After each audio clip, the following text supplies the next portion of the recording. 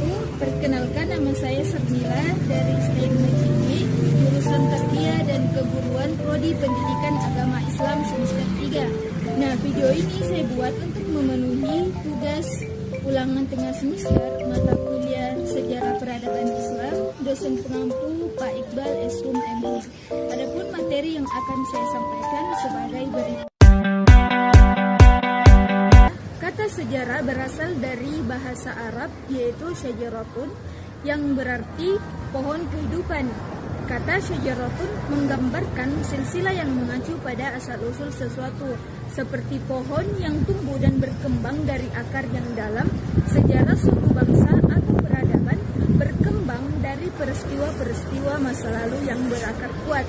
Setiap cabang yang tumbuh menggambarkan jalur perkembangan yang berbeda, mirip dengan bagaimana peristiwa-peristiwa sejarah bercabang dan mempengaruhi peristiwa berikutnya. Menurut istilah, sejarah adalah peristiwa atau kejadian yang terjadi di masa lalu yang dipelajari dan diselidiki untuk menjadi pedoman dan acuan kehidupan masa depan. Nah, adapun menurut para ahli, baik itu sejarawan dunia hingga Indonesia yang pertama, Herodotus adalah tokoh sejarah pertama dunia yang berkebangsaan Yunani yang mendapatkan julukan The Father of History. Baginya, sejarah tidak berkembang ke arah depan dengan tujuan pasti, melainkan bergerak seperti garis lingkaran yang tinggi rendahnya diakibatkan oleh keadaan manusia. Yang kedua, menurut Ibnu Khaldun, sejarawan Muslim Ibnu Khaldun melalui bukunya berjudul Muqaddimah juga mendefinisikan pengertian sejarah. Menurut Ibnu Khaldun, sejarah adalah catatan tentang masyarakat umat manusia atau peradaban dunia dan tentang perubahan-perubahan yang terjadi pada masyarakat itu. Yang ketiga, menurut Muhammad Ali, sejarawan akademis Muhammad Ali mengatakan bahwa pengertian sejarah merupakan keseluruhan perubahan dan kejadian-kejadian yang benar-benar telah terjadi, atau ilmu yang menyelidiki perubahan-perubahan yang terjadi pada masa lampau. Menurut Ali, sejarah selalu mengandung konsep perubahan. Dan yang keempat yaitu Muhammad Yamin. Menurut sastrawan, sejarawan, dan budayawan Indonesia yaitu Muhammad Yamin menjelaskan pengertian sejarah dalam suatu ilmu pengetahuan yang disusun atas penyelidikan dari beberapa peristiwa yang mampu dibuktikan dengan kenyataan atau fakta. Yakni kepemimpinan politik didasarkan pada suku-suku atau kabilah-kabilah. Unit sosial dasar masyarakat Arab adalah kabilah atau suku. Di dalam setiap kabilah terdapat struktur kekuasaan yang dipimpin oleh seorang suku atau syekh. Syekh memiliki otoritas dalam mengambil keputusan penting, menyelesaikan perselisihan dan mewakili kabilah dalam hubungan dengan kabilah lain. Yang kedua, perempuan pada masa jahiliyah memiliki status sosial yang rendah. Mereka dianggap sebagai harta milik dan tidak memiliki hak yang sama dengan laki-laki. Praktik buruk seperti penguburan bayi perempuan hidup-hidup masih terjadi di beberapa suku. Masyarakat Arab memiliki kebiasaan buruk seperti menghina, membunuh bayi perempuan, menyembah berhala, berjudi, mencuri, meminum minuman keras, merampok, dan menjadikan budak sesama Arab. Yang ketiga, Arab pada masa jahiliyah tidak memiliki negara kesatuan yang kuat. Wilayahnya terbagi-bagi menjadi beberapa kerajaan kecil dan kabilah-kabilah yang saling bersaing. Yang keempat, perang antar suku baik karena perebutan sumber daya, perselisihan pribadi, atau pelanggaran kesepakatan. Dan yang kelima, sistem persekutuan. Yang keenam, mayoritas masyarakat Arab pada masa jahiliyah menganut politeisme, yaitu kepercayaan kepada banyak dewa. Mereka menyembah berhala-berhala yang ditempatkan di Ka'bah. Selain politeisme, banyak juga masyarakat Arab yang menganut animisme, yaitu kepercayaan terhadap roh-roh halus yang menghuni alam sekitar. Apa kemajuan yang dicapai umat Islam pada masa Khalifah Umar bin Khattab? Umat Islam mengalami kemajuan yang pesat pada masa kekhalifahan Umar bin Khattab, di antaranya ekspansi wilayah. Umar bin Khattab berhasil memperluas wilayah Islam meliputi Jazirah Arab, Palestina, Syria, sebagian besar wilayah Persia dan Mesir. Yang kedua, mengatur administrasi negara dengan baik, mengatur dan menertibkan sistem pembayaran gaji dan pajak tanah, mendirikan pengadilan, kepolisian, mendirikan Bait al-Mal dan Masjid Baitul Aqsa, dan menempa mata uang dan membuat kalender Hijrah. Perang Siffin yang berlangsung pada tahun 657 Masehi merupakan pertempuran besar dalam sejarah Islam yang menjadi puncak dari konflik politik dan sosial di kalangan umat muslim pasca wafatnya Nabi Muhammad. Masalah bermula setelah terbunuhnya Khalifah Utsman bin Affan pada tahun 656 Masehi akibat pemberontakan yang dipicu oleh ketidakpuasan terhadap kebijakannya.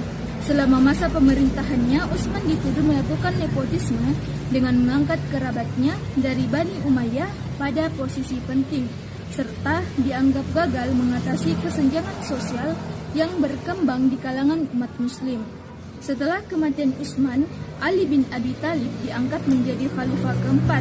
Namun pengangkatan Ali tidak diterima oleh semua pihak, terutama oleh Muawiyah bin Abu Sufyan, gubernur Suriah sekaligus kerabat Utsman. Muawiyah menuntut balas dendam atas kematian Utsman dan menuduh Ali gagal menindak para pembunuhnya. Meskipun Ali menganggap penyelesaian konflik harus dilakukan dengan berhati-hati untuk mencegah perpecahan lebih besar.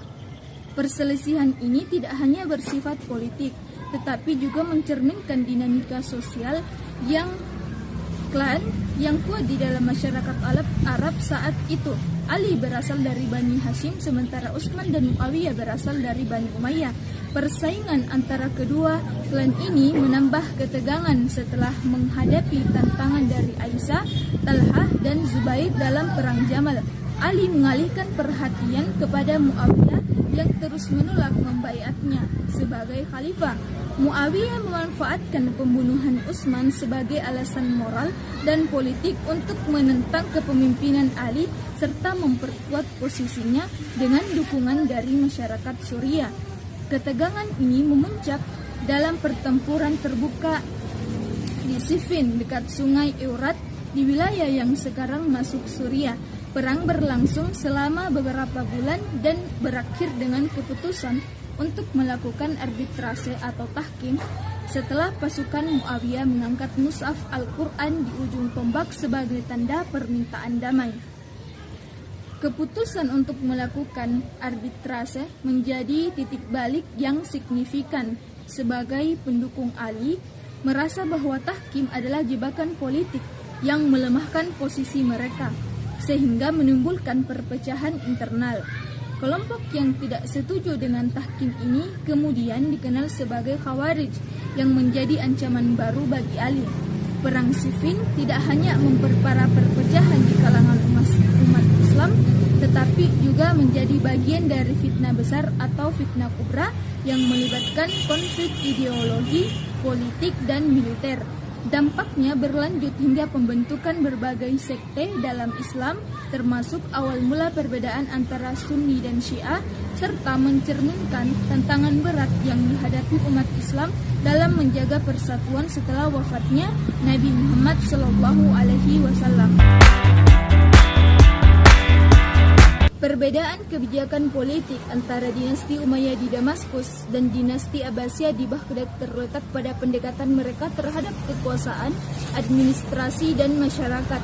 Dinasti Umayyah yang berkuasa dari 661 hingga 750 Masehi mengutamakan dominasi etnis Arab dalam struktur pemerintahannya.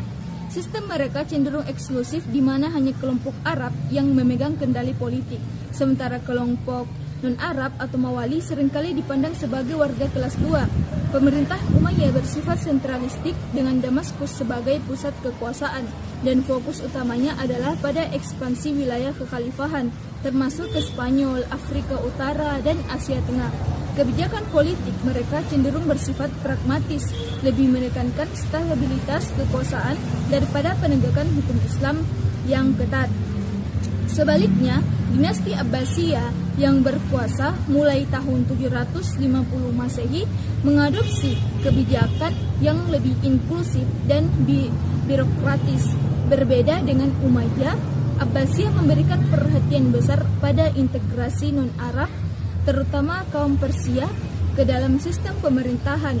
Mereka mendirikan Baghdad sebagai pusat kekuasaan yang kosmopolitan dan menjadikan kota itu sebagai pusat intelektual dunia Islam.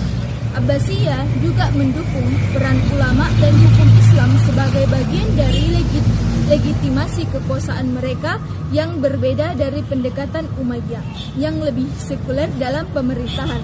Jika Umayyah fokus pada ekspansi militer, Abbasiyah lebih menitikberatkan pada konsolidasi kekuasaan dan pengembangan peradaban seperti ilmu pengetahuan, seni, dan filsafat. Kebijakan ini membuat pemerintahan Abbasiyah lebih fokus, lebih kompleks, dan memperlihatkan pengaruh tradisi Persia dalam administrasi, menjadikannya berbeda dari pendekatan tradisional Arab yang diutamakan oleh dinasti Umayyah.